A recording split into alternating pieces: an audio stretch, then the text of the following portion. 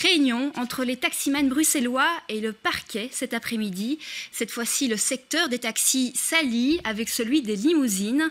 En toile de fond, les tensions avec les chauffeurs Uber. Le secteur des taxis et celui des limousines déplorent deux poids, deux mesures au niveau des contrôles. Reportage de Marine Hubert et d'Anaïs Letiex. Les représentants des taximens ont un allié de plus contre Uber. Ce sont les chauffeurs de limousines. Les chauffeurs Uber roulent en effet avec des licences limousines.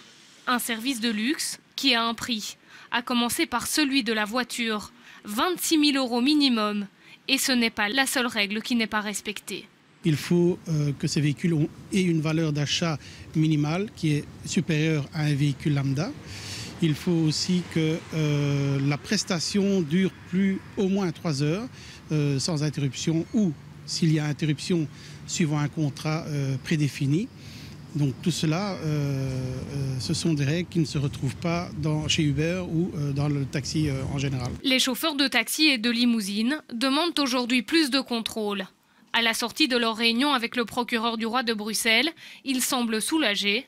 Chiffres à l'appui, ils ont exposé les différences de traitement observées sur le terrain. Sur les 6 premiers mois de 2017, nous avons 184 PV qui concernent des taxis, nous en avons 15 qui concernent des limousines.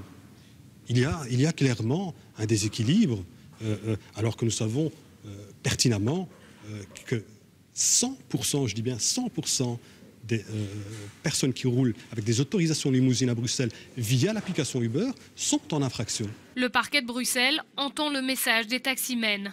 En tant qu'autorité judiciaire, elle peut donner l'impulsion pour multiplier les contrôles. Le but était, à notre niveau du parquet, d'éviter que la situation dégénère sur le terrain, qu'il y ait des tensions latentes entre divers protagonistes et bien évidemment des prises en considération et acté par rapport à ça. Le secteur des taxis ne menace pas encore de bloquer Bruxelles comme en 2015, mais n'exclut pas certaines actions ponctuelles. Une deuxième réunion est prévue en septembre avec les autorités judiciaires.